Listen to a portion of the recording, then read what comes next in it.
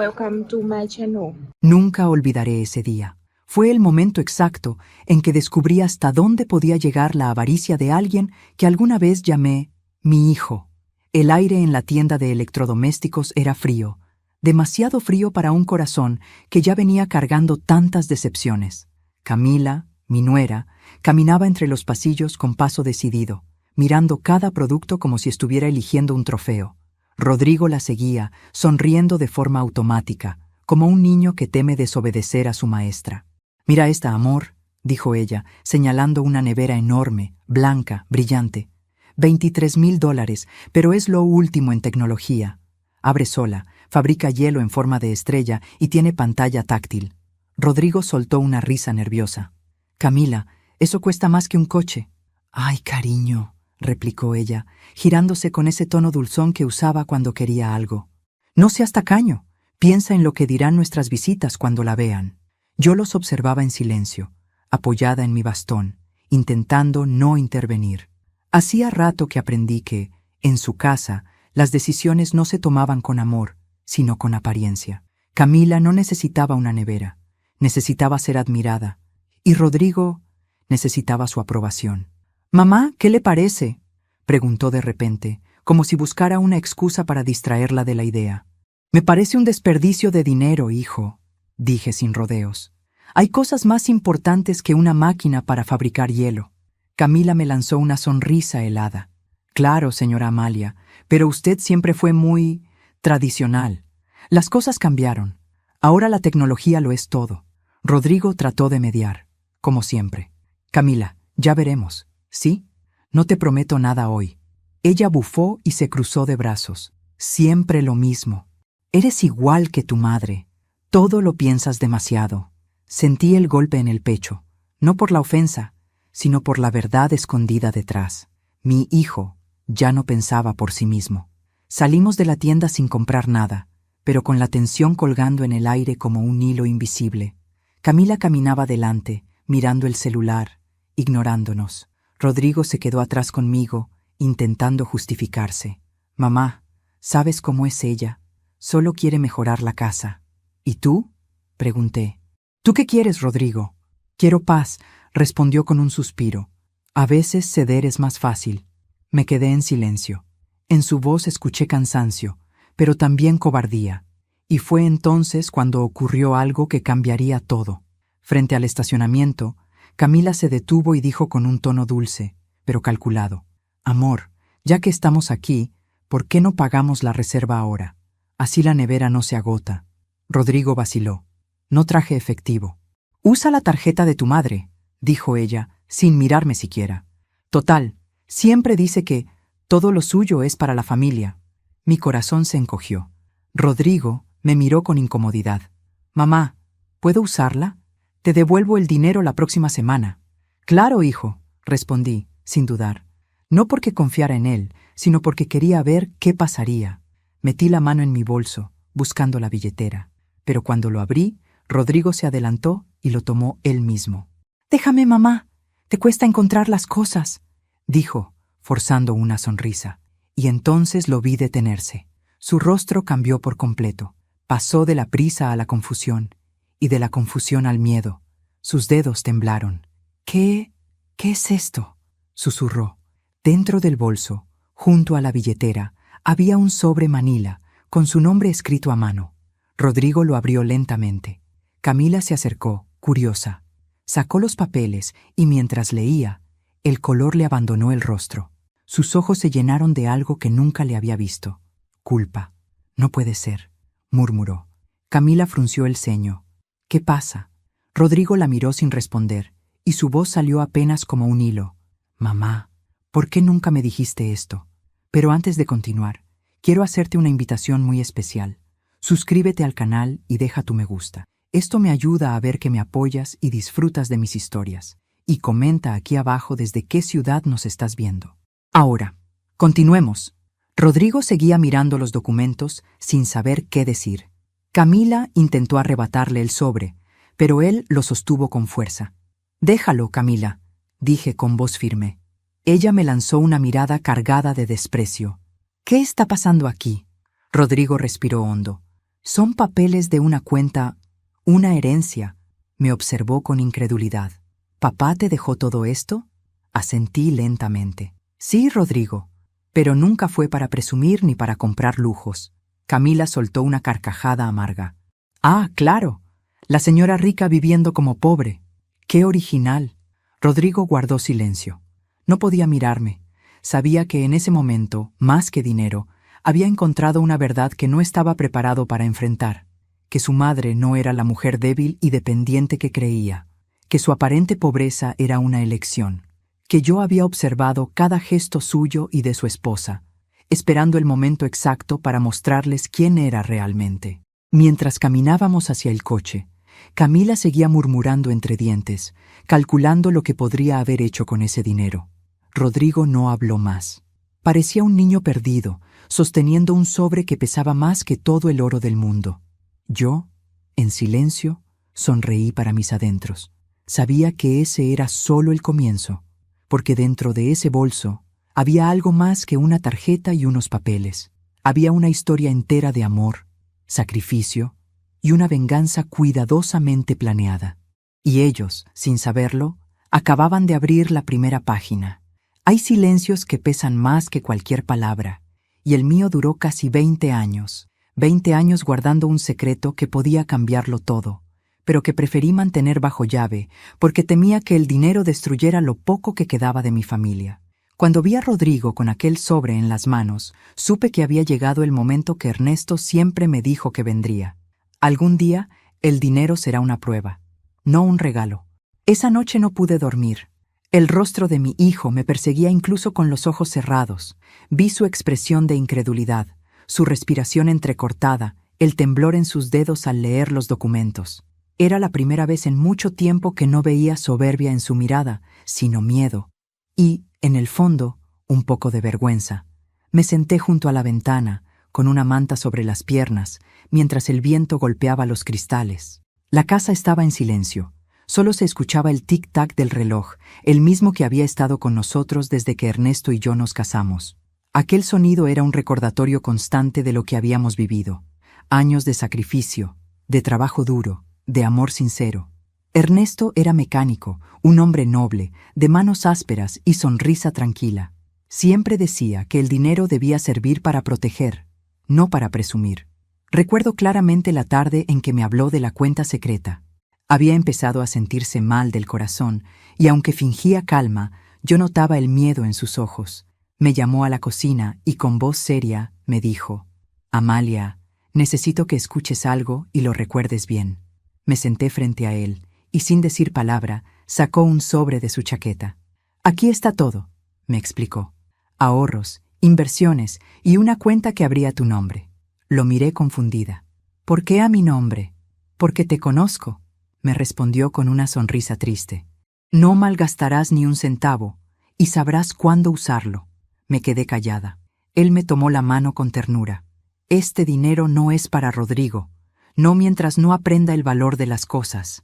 «¿Y si nunca lo aprende?», pregunté, con el alma encogida. «Entonces deja que la vida le enseñe, pero no se lo des tú». Después de que Ernesto murió, Rodrigo cambió. Era joven, sí, pero no era solo el dolor. Empezó a volverse distante, impaciente, y cuando conoció a Camila, la distancia se volvió abismo. Ella tenía algo que lo envolvía: belleza, ambición y esa capacidad de hacer que los demás se sintieran pequeños. En el funeral de Ernesto, mientras yo lloraba, ella ya estaba hablando con los invitados sobre la oportunidad de mudarse a la ciudad. Esa fue la primera vez que sentí miedo. Miedo de perder no solo a mi esposo, sino también a mi hijo. Los meses pasaron y Rodrigo casi no venía a verme. Cuando lo hacía, siempre traía excusas: que el trabajo, que los gastos, que Camila estaba enferma. Yo le creía, porque una madre prefiere engañarse a sí misma antes que aceptar que su hijo ya no la necesita. Una tarde, sin previo aviso, apareció con una sonrisa nerviosa y un pedido inesperado. «Mamá, necesito un préstamo». «¿Para qué?» «Para un negocio». Supe que mentía. Camila estaba detrás de él, fingiendo distraerse con los adornos del salón. «No tengo dinero, hijo», mentí. Vi la decepción en sus ojos, pero también la sospecha. ¿De verdad, mamá?, dijo con una frialdad que me heló el alma. Siempre fuiste buena ahorrando. Sí, para los entierros, le respondí con ironía. Se marchó sin despedirse, y ese fue el día en que entendí que ya no era mi niño. Era un hombre con el rostro de mi hijo, pero con el corazón endurecido por la ambición. Pasaron los años. Camila y él se casaron, y supe que no me habían invitado a la boda hasta que vi las fotos en las redes. Posaban sonrientes frente a una iglesia enorme, rodeados de flores, con una descripción que me desgarró. Gracias a Dios por darnos todo lo que merecemos.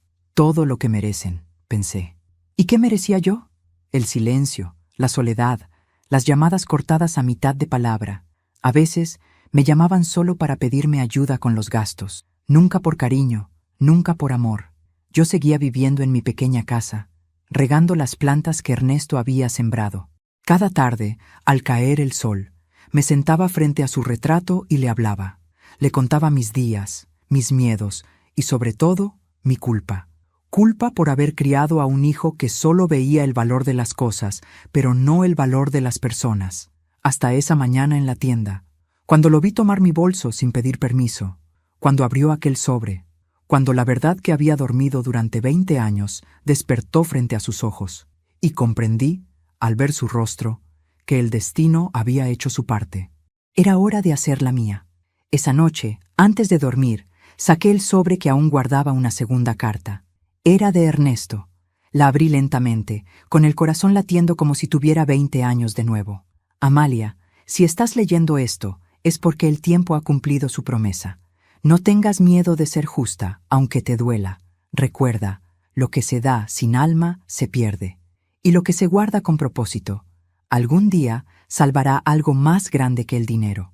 Cerré la carta y la guardé junto a la foto de nuestro aniversario. Miré al cielo por la ventana y dije en voz baja: te prometo que haré lo correcto, Ernesto. Pero esta vez no lo haré por ellos. Lo haré por mí. Nunca me gustó comer en silencio. En mi casa, cuando Ernesto vivía, las cenas eran sinónimo de conversación, de risas, de olor a pan recién hecho y música suave de fondo. Pero desde que Camila entró en nuestras vidas, el silencio se convirtió en la norma.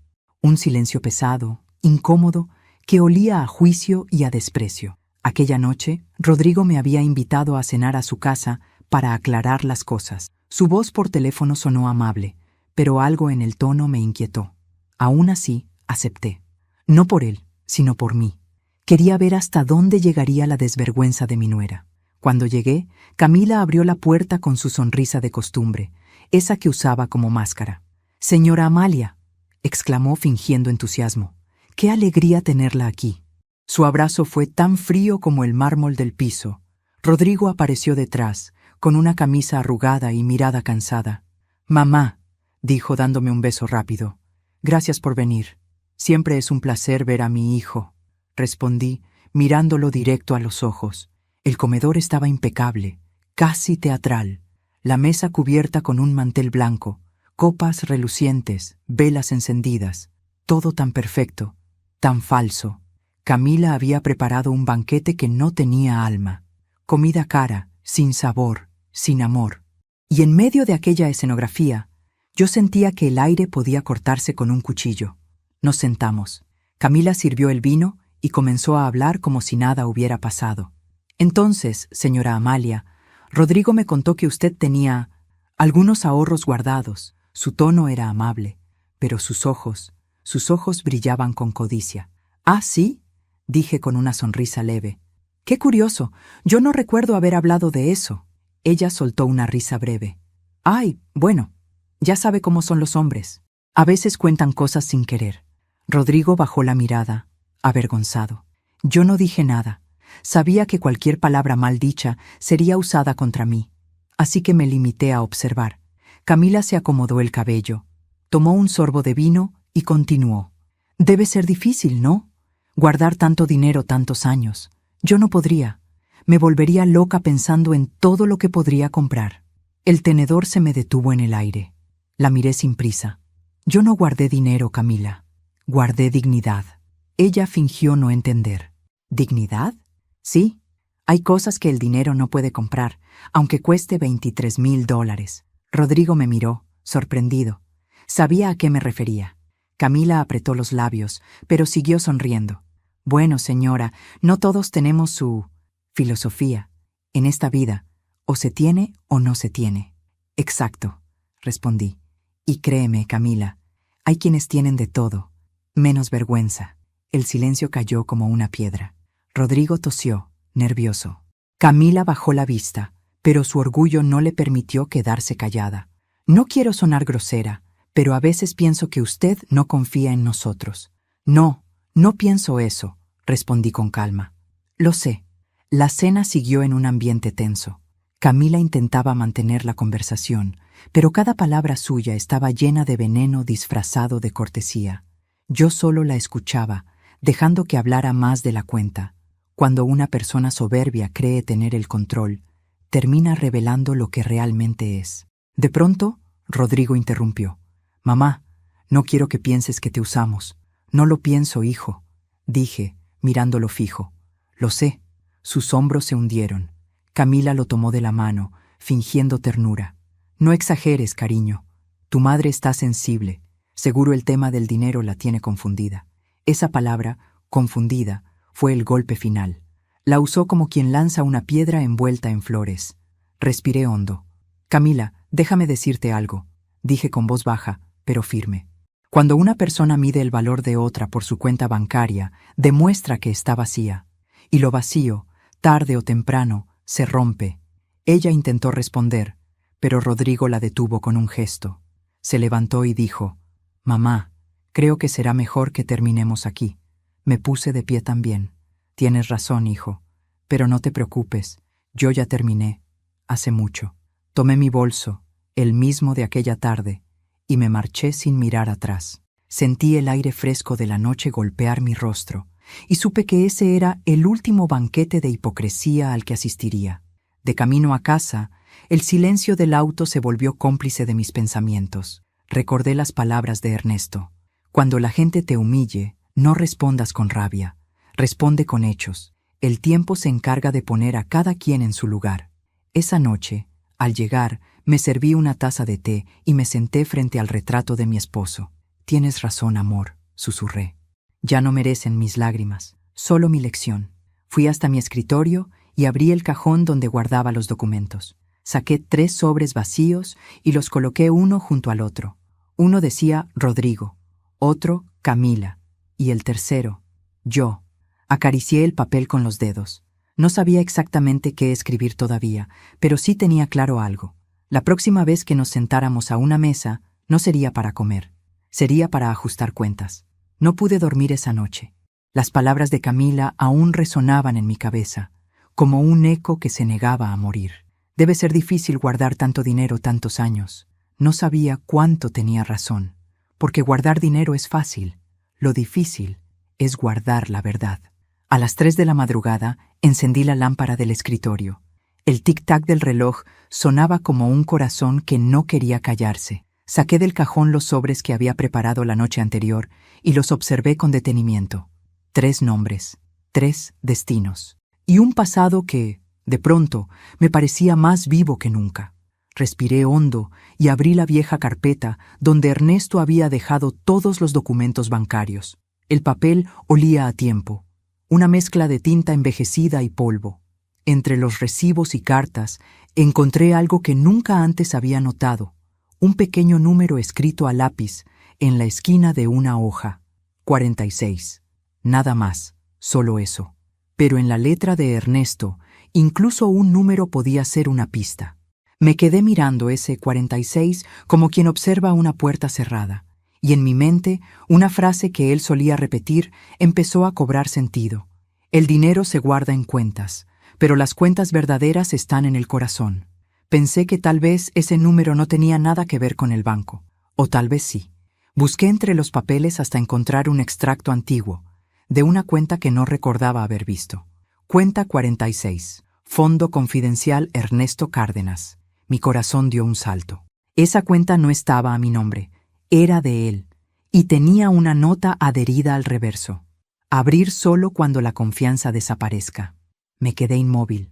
El alma me temblaba. Ernesto, incluso muerto, seguía guiándome. A la mañana siguiente fui al banco. Llevé conmigo los papeles y la carta de Ernesto que aún conservaba. La empleada, una mujer joven con una sonrisa mecánica, revisó los documentos. «Esta cuenta es muy antigua, señora», dijo. «Tendré que hablar con el gerente».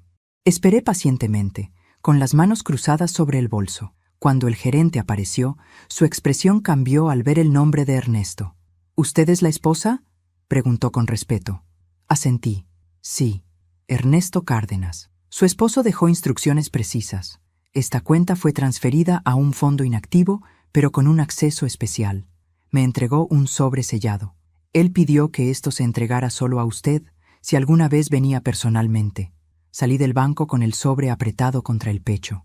El aire afuera era cálido, pero yo sentía frío. Caminé sin rumbo durante unos minutos antes de sentarme en una plaza cercana. Abrí el sobre con cuidado. Dentro había una carta escrita con su letra firme y pausada. «Amalia, si estás leyendo esto, es porque llegó el momento de mirar más allá del dinero. En esta cuenta no hay fortuna, sino algo más importante. Pruebas. Pruebas de lo que los demás hacen cuando creen que nadie los ve. He guardado registros, documentos y grabaciones. Si alguna vez nuestro hijo se deja llevar por la avaricia, sabrás qué hacer. Pero no uses esto para castigar, sino para enseñar. El fuego más puro no destruye, ilumina». En el fondo del sobre encontré una pequeña memoria USB y una hoja con anotaciones. No lo podía creer. Ernesto había reunido evidencia de movimientos sospechosos, transferencias y firmas, entre ellas, una a nombre de Camila. Mis manos comenzaron a temblar. En ese momento entendí que mi esposo, incluso enfermo, había visto lo que yo no quise ver, que el amor ciego hacia nuestro hijo podía convertirse en su perdición. Esa noche conecté la memoria al viejo computador. La pantalla se encendió lentamente, como si también dudara de lo que estaba a punto de mostrarme. Había varios archivos, todos con fechas y descripciones. Uno de ellos decía: «Reunión, Rodrigo, firma duplicada». Hice clic. El video mostraba a Rodrigo y Camila, mucho más jóvenes, hablando en el taller de Ernesto. Ella lo convencía de firmar unos documentos mientras mi esposo estaba en el hospital. «Nadie se enterará, amor. Tu madre no entiende de números», decía ella, con ese tono dulce que siempre usaba para manipular. «Pero es su cuenta», respondía Rodrigo, dudando. «Por eso mismo, si está a su nombre, no sospecharán. Y cuando falte tu padre, todo será tuyo». Mi respiración se cortó. No podía creer lo que veía. Eran ellos, los dos, planeando apropiarse del dinero que Ernesto había trabajado toda su vida. Mi hijo, el niño que alguna vez dormía abrazado a mi falda, convertido en un cómplice silencioso de su propia ruina. Apagué el monitor con un golpe seco. No lloré. Ya no tenía lágrimas, solo una calma amarga que me quemaba por dentro. Me levanté, fui hasta el espejo y me miré largo rato. Allí estaba yo, una mujer de 66 años, con el rostro marcado por la vida, pero con la mirada de quien vuelve a nacer. Ernesto me había dejado un legado más grande que cualquier cuenta, la verdad, y con ella, la posibilidad de justicia. Esa noche escribí en mi cuaderno una sola frase: «Cuando el silencio se llena de pruebas, ya no es silencio, es venganza que respira». Doblé la carta de Ernesto y la guardé junto a los 3 sobres que había preparado. Ahora sabía qué escribir en cada uno. El primero, para Rodrigo; el segundo, para Camila; y el tercero, para mí misma. Era hora de comenzar el plan, no con gritos, no con furia, sino con la paciencia de quien entiende que el tiempo, cuando se usa bien, es el arma más poderosa que existe.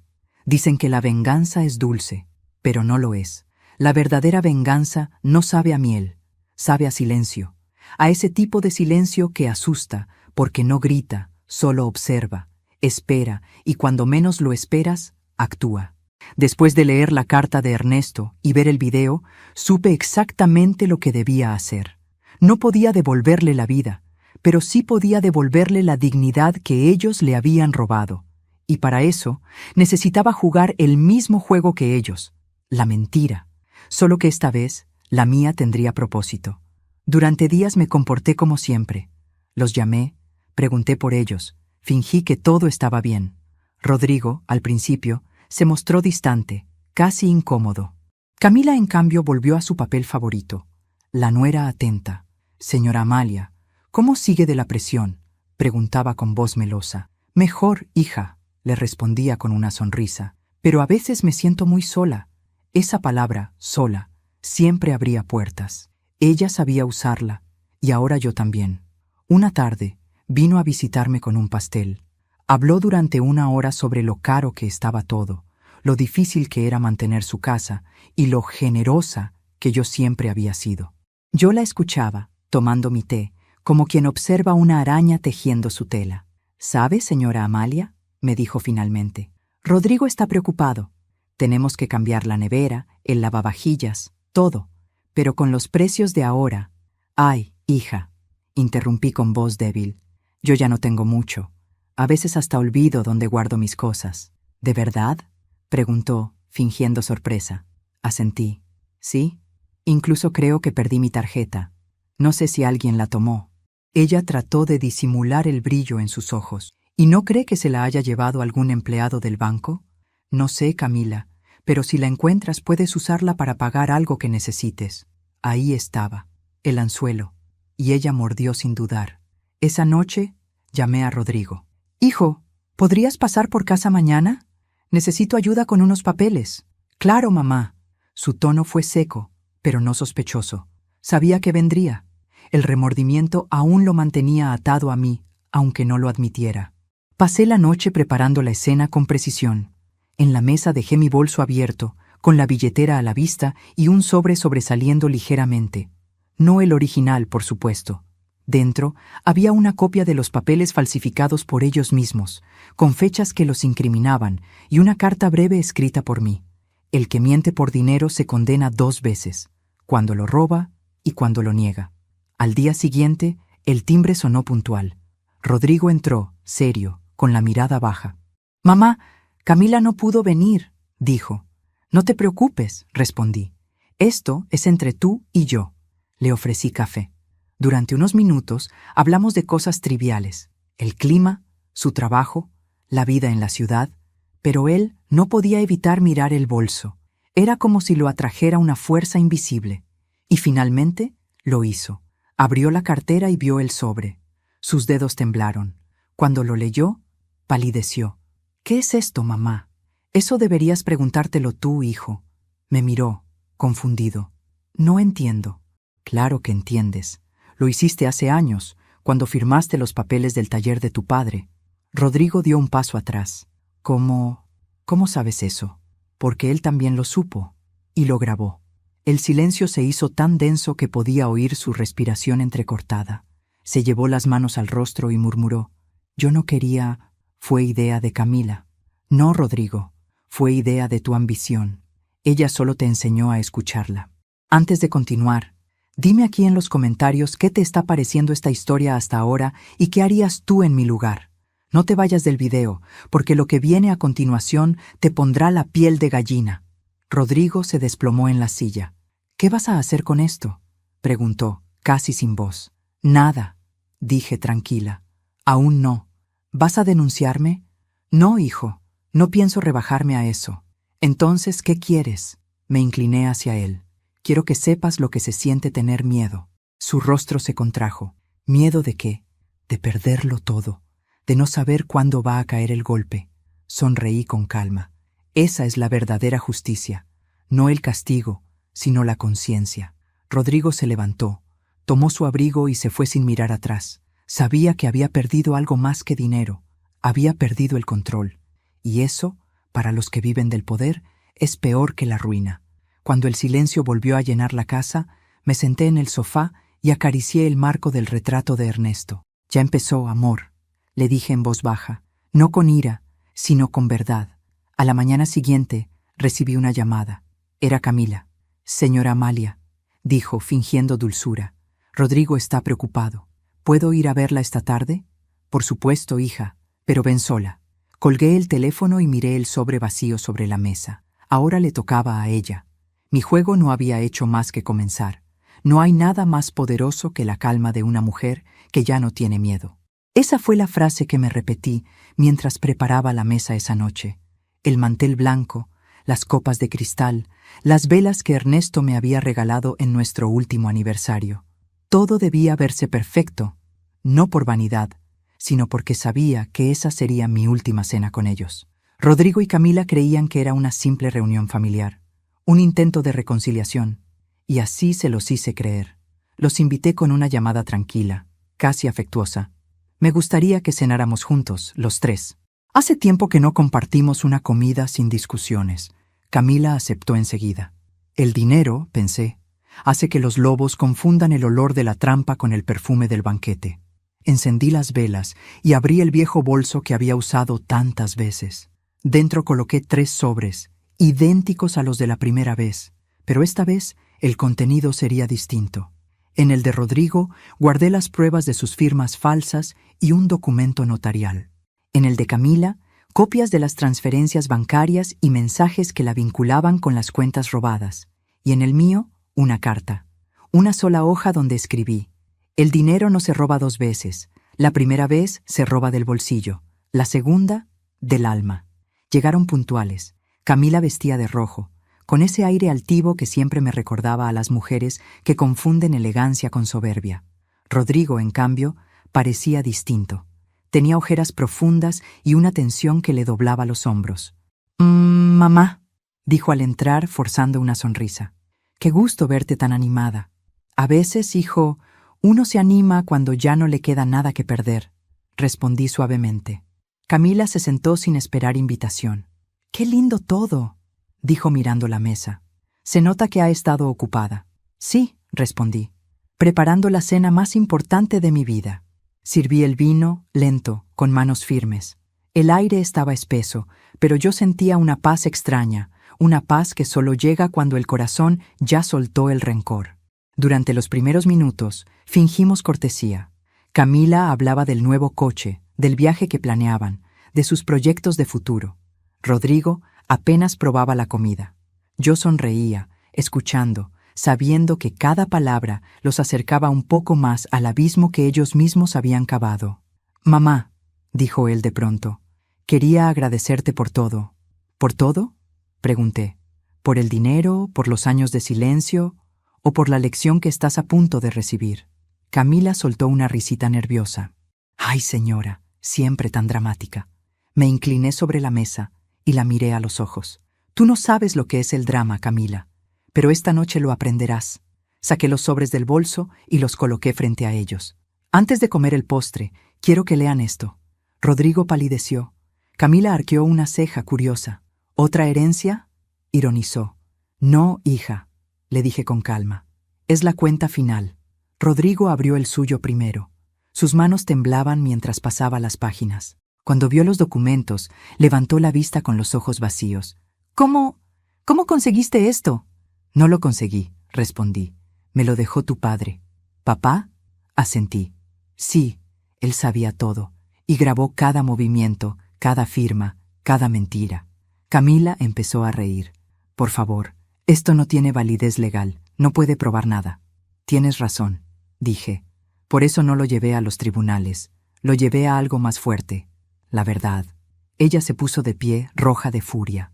«Esto es una locura. Usted está enferma». «Puede ser», admití. «Pero mi enfermedad se llama memoria, y tú olvidaste que la memoria, cuando se despierta, no perdona». Rodrigo bajó la cabeza. «Mamá, yo...» «No hables, hijo», lo interrumpí. «Las palabras ya no sirven». Me miró, con los ojos llenos de lágrimas. «Perdóname». «No puedo», le dije, «pero puedo liberarte». Abrí el tercer sobre, el mío, y saqué un documento notarial. «Todo lo que poseo, desde las cuentas hasta la casa, ha sido transferido hoy mismo». Camila se inclinó hacia adelante, confundida. «¿Transferido a quién?» «A una fundación». ¿Una fundación? ¿Cuál?» «Una que se llama Ernesto Vive». Sus rostros quedaron petrificados. «Ayuda a mujeres mayores abandonadas por sus familias», continué. «Mujeres como yo». Camila se quedó sin palabras. Rodrigo, temblando, rompió en llanto. «¿Por qué hiciste esto?», gimió. «Porque tenía que hacerlo», dije sin elevar la voz. «Porque si les hubiera dejado ese dinero, habría traicionado todo lo que tu padre creyó en mí». Me levanté despacio y caminé hacia la ventana. Afuera, el viento movía las cortinas y la luna entraba plateando la habitación. Cuando uno ama de verdad, Rodrigo, dije mirando al cielo, no protege los bolsillos de los suyos, protege sus almas. Mamá. No, lo interrumpí. Esta noche no me llames mamá. Me giré hacia ellos. Llámenme por mi nombre. Amalia. La mujer que crió a un hijo que olvidó lo que era tener corazón. Camila se levantó y salió sin despedirse, con el rostro desfigurado por la rabia. Rodrigo permaneció sentado, sin poder moverse. «No puedo vivir con esto», murmuró. «Sí puedes», le respondí, «y debes hacerlo. El remordimiento también enseña». Caminé hacia él y le puse la mano en el hombro. Por primera vez en años, sentí compasión. «Ve, hijo, todavía tienes tiempo de aprender a ser mejor». Él me miró con lágrimas. «¿Algún día podré ganarme tu perdón?». Sonreí débilmente. «Eso no depende de mí, sino de ti». Rodrigo salió. La puerta se cerró con un clic suave, como un punto final. Apagué las velas una a una. El olor del humo se mezcló con el de la cena fría. Tomé el bolso, lo cerré y lo coloqué sobre la repisa. Ya no lo necesitaba. Había servido su propósito, guardar el secreto y liberarme de él. Esa noche dormí profundamente por primera vez en muchos años, sin miedo, sin culpa, con la sensación de que Ernesto, desde donde estuviera, sonreía satisfecho. Han pasado 2 semanas desde la cena, 2 semanas en las que mi casa volvió a llenarse de silencio, pero ya no era un silencio hostil. No pesaba, no cortaba, era un silencio limpio, nuevo, como si cada rincón respirara otra vez. Podía escuchar el canto de los pájaros por la mañana y el tic-tac del reloj sin sentir el vacío. Rodrigo no volvió a llamarme.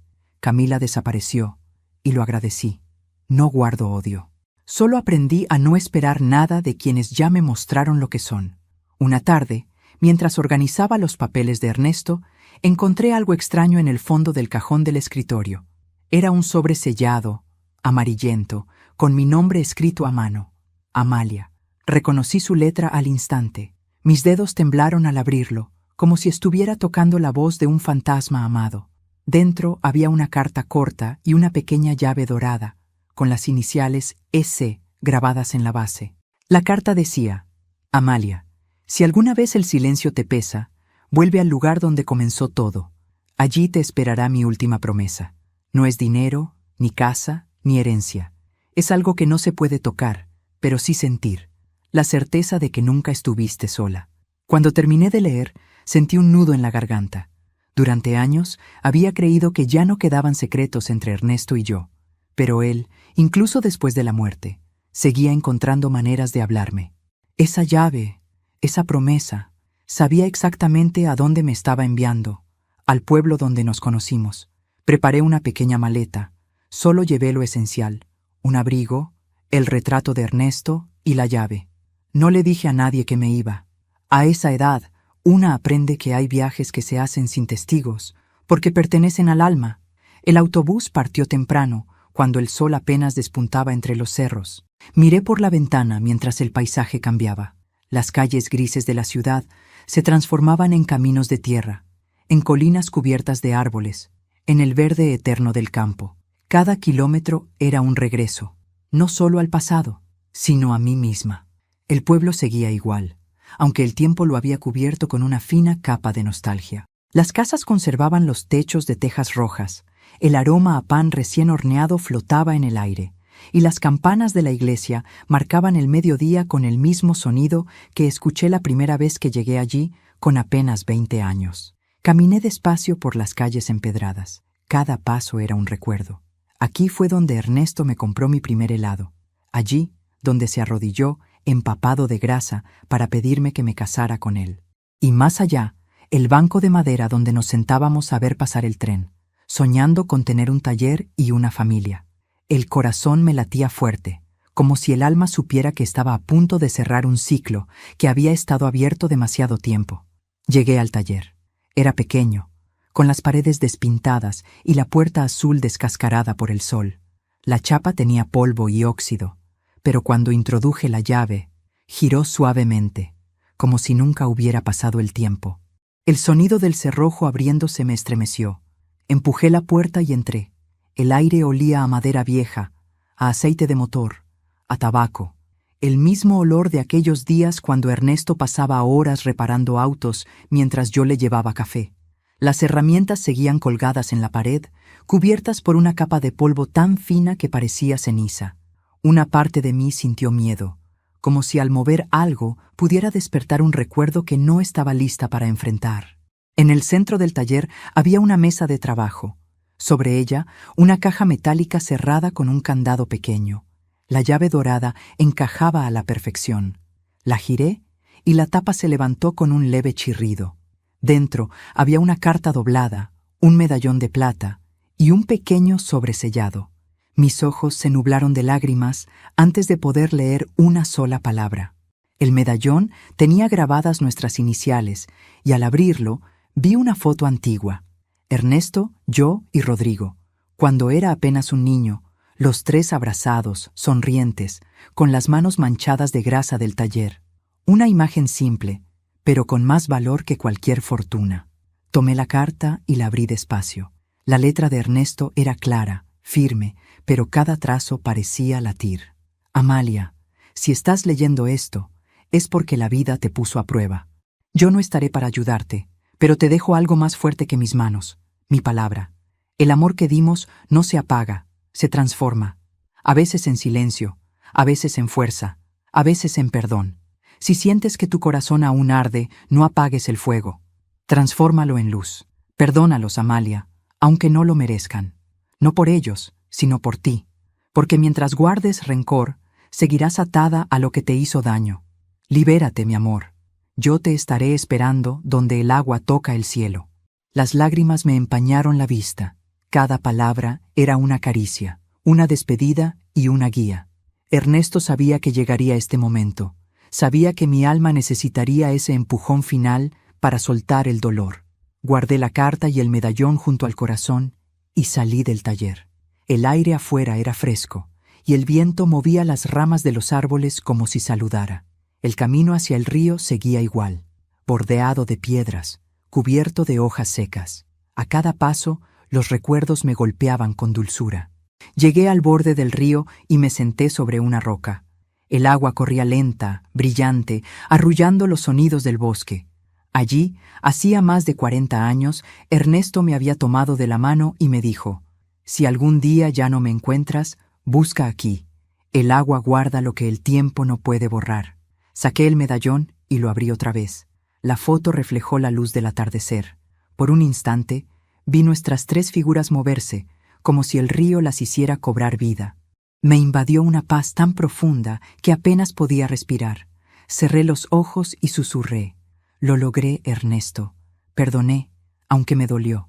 Sobreviví, aunque a veces quise rendirme. Y ahora sé que el amor que sembraste sigue aquí, creciendo entre las cenizas». El viento sopló más fuerte. No sé si fue imaginación o fe, pero juraría que una voz, su voz, se mezcló con el murmullo del agua. No era venganza, Amalia, era justicia con amor. Me quedé allí hasta que el sol empezó a caer detrás de los cerros. El cielo se pintó de naranja y violeta, y el río reflejaba esa luz dorada que parecía venir de otro mundo. Por un momento, sentí que el tiempo se detenía. Todo estaba en su lugar. El amor, el dolor, la pérdida y la paz. Saqué de mi bolso el pequeño sobresellado que estaba dentro de la caja. En el frente, una palabra escrita por Ernesto: «Ahora». Lo abrí. Dentro había una hoja con coordenadas y una frase: «Terreno registrado a nombre de A. Cárdenas. Tu refugio junto al mar». No lo podía creer. Ernesto me había dejado un terreno, un lugar para comenzar de nuevo. No una herencia de dinero, sino una herencia de libertad. Volví al pueblo esa misma noche y tomé el último autobús de regreso. Durante el trayecto, miré la luna reflejada en el vidrio de la ventana. Pensé en todo lo vivido, en cada lágrima, cada silencio, cada cicatriz que ahora se sentía ligera. La vida, comprendí, no me había quitado nada, solo me había enseñado a mirar de otro modo. Al llegar a casa, encendí una vela frente al retrato de Ernesto. La llama bailaba suave, reflejando su sonrisa. Tomé el medallón, lo coloqué sobre la mesa y susurré: Gracias por dejarme las llaves, amor. Las del taller, las del corazón, las del perdón. El viento entró por la ventana abierta, moviendo las cortinas. Olía a tabaco, y entendí. Él estaba allí, no en cuerpo, sino en todo lo que me rodeaba. Apagué la vela con los dedos, sin miedo. El humo ascendió lento, como un suspiro. Y por primera vez en muchos años, no lloré por lo que perdí, sino por lo que finalmente encontré. Mi paz. El amanecer de aquel día fue distinto a todos los demás. El cielo no tenía el mismo tono gris que solía cubrir las mañanas en mi barrio, ni los pájaros cantaban con la misma rutina cansada. Era como si el universo hubiera decidido regalarme una tregua silenciosa, suave, después de tantos años de batallas internas. Encendí el fogón, puse a calentar agua y preparé café, como había hecho cada día durante casi 40 años. Pero ese aroma, ese sonido burbujeante, ya no olía a rutina, sino a renacimiento. La carta de Ernesto seguía sobre la mesa, junto al medallón y la llave. 3 objetos, 3 símbolos, 3 heridas cerradas. Y frente a ellos, yo, una mujer que había pasado de ser víctima a testigo, y finalmente, sobreviviente. Esa mañana, sin planearlo, me descubrí sonriendo. Sonreí a la vida, a mi reflejo en la ventana, a las arrugas que contaban mejor mi historia que cualquier libro. Por primera vez en años, no sentí culpa por ser feliz. Pasé el día en calma. Barrí el patio, regué las plantas, limpié el retrato de Ernesto. Cada pequeño gesto tenía un sentido nuevo, una dulzura que solo llega cuando uno aprende a mirar sin rencor. Cerca del mediodía, escuché un golpe en la puerta. Un golpe débil, vacilante, como si la persona al otro lado dudara de tener derecho a estar allí. Mi corazón, que había aprendido a mantenerse en calma, dio un salto. Abrí la puerta y allí estaba Rodrigo. No era el mismo hombre de antes. Su rostro había cambiado, sus ojos estaban hundidos, su postura encorvada. La soberbia se le había caído del cuerpo, como si la vergüenza lo hubiera despojado de toda fuerza. Llevaba una flor marchita en la mano. No me habló enseguida. Solo me miró, y esa mirada bastó para entenderlo todo. «Mamá», susurró con voz temblorosa. «¿Puedo pasar?» Asentí sin decir nada. Él entró despacio, como quien teme que un simple paso pueda romper algo sagrado. Se detuvo frente al retrato de Ernesto. Sus ojos se llenaron de lágrimas. «No sé por dónde empezar», murmuró. «He perdido todo. Camila me dejó. Me endeudé. Y lo peor es que perdí el derecho de llamarte madre». No respondí. Lo dejé hablar. Había esperado ese momento durante años, pero cuando llegó, comprendí que el verdadero poder del perdón no estaba en pronunciarlo, sino en escucharlo. Rodrigo se cubrió el rostro con las manos. «Tenías razón», dijo, entre sollozos. «El dinero se acaba, la gente se va, y lo único que queda es la culpa. Cada noche, cuando cierro los ojos, escucho tu voz, y la de papá, ambas diciéndome lo mismo. Recoge lo que sembraste». Me acerqué lentamente y le puse una mano sobre el hombro. Era un gesto pequeño, pero sentí cómo su cuerpo se estremecía. «No quiero que me perdones», dijo. «Solo quiero pedirte una oportunidad para ser mejor». Me costó hablar. Las palabras se formaban despacio, como si tuvieran que abrirse paso entre los años de heridas. «Hijo», le dije con voz suave, «el perdón no se pide, se demuestra, y tú ya empezaste al venir aquí». Rodrigo alzó la vista, sorprendido. Yo sonreí. «Tu padre decía que el amor verdadero no es el que no se equivoca, sino el que aprende después del error». Él lloró en silencio, como un niño. Lo abracé. No fue un abrazo efusivo ni largo, fue un abrazo tranquilo, tibio, reparador. El primero en décadas. Después del almuerzo, que cocinamos juntos, entre torpeza y risas nerviosas, nos sentamos en el patio. Le conté del viaje, del taller, del río, de la llave y de la carta de su padre. Le mostré el medallón. Él lo tomó entre los dedos y al verlo, rompió de nuevo en llanto. «Era mi foto favorita», dijo. «Papá me la mostró una vez cuando yo era niño. Dijo que ese día había entendido lo que era la felicidad». Lo miré. «Tu padre tenía razón. Esa foto lo era todo, y también lo sigue siendo». Rodrigo levantó la mirada y me preguntó, con voz entrecortada, «¿Por qué hiciste lo de la herencia, mamá?» ¿De verdad lo entregaste todo? Me quedé en silencio por unos segundos. Sí, lo entregué todo. Porque no quería que el dinero siguiera siendo una cadena. Preferí que ayudara a quien realmente lo necesitara. Tu padre habría hecho lo mismo. Rodrigo bajó la cabeza. Y yo, dijo, lo habría desperdiciado. Asentí. Por eso todavía tienes tiempo de aprender a construir algo sin él. Porque la riqueza no está en lo que se tiene, sino en lo que se repara. El sol empezó a caer. La luz dorada se filtraba entre las hojas del limonero, tiñendo el aire con ese color que parece decir que todo, incluso lo roto, puede ser bello otra vez. Rodrigo se levantó.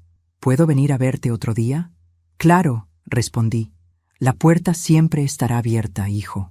Me abrazó otra vez, más fuerte, y cuando se fue, sentí que mi alma también se abría. No era el perdón completo, no aún, pero era el primer paso hacia él, y eso bastaba.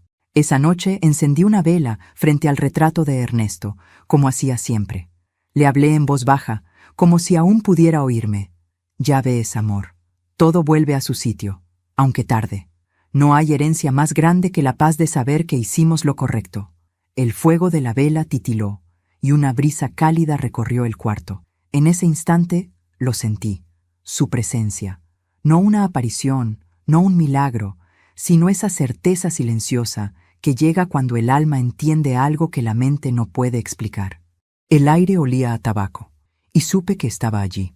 Gracias, Ernesto, susurré, por no dejarme caer, por enseñarme que incluso la justicia puede hacerse con amor. Los días siguientes fueron simples, pero distintos. Aprendí a disfrutar los pequeños detalles que antes ignoraba. El sonido del viento moviendo las cortinas, el aroma del pan recién hecho en la esquina, la risa de los niños en la plaza. Cada cosa tenía un brillo nuevo. Y sobre todo, yo también lo tenía. Era como si mi piel, mis arrugas, mis canas, fueran ahora testigos de algo sagrado, la libertad del alma.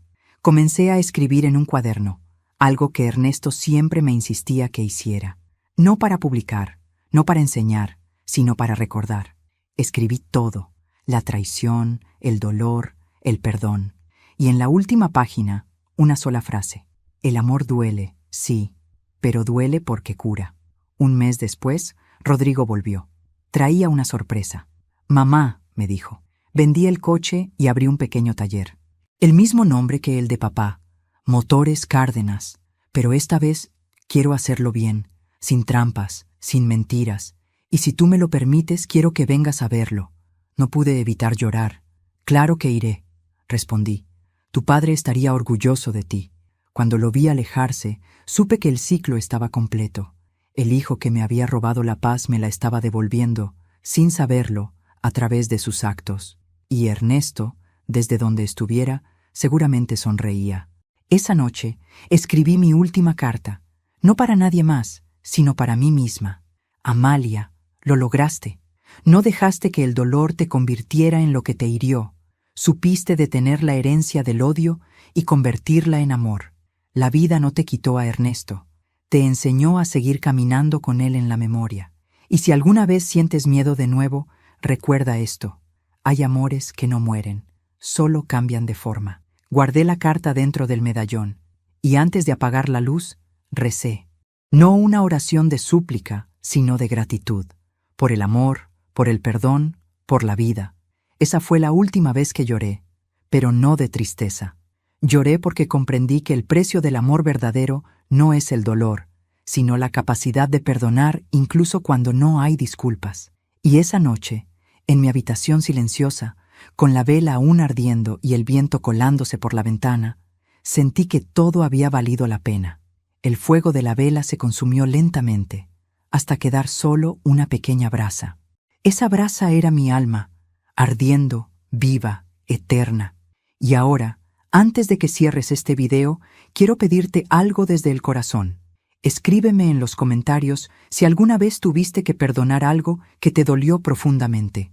Dime desde qué ciudad estás viendo esta historia, y déjame tú si crees que el amor, incluso en su forma más dura, siempre deja una lección. Dale me gusta y suscríbete al canal para más historias que nos recuerdan que la dignidad, el amor y el perdón siempre florecen, incluso después del invierno. Gracias por acompañarme hasta aquí. Y recuerda, nunca es tarde para empezar de nuevo.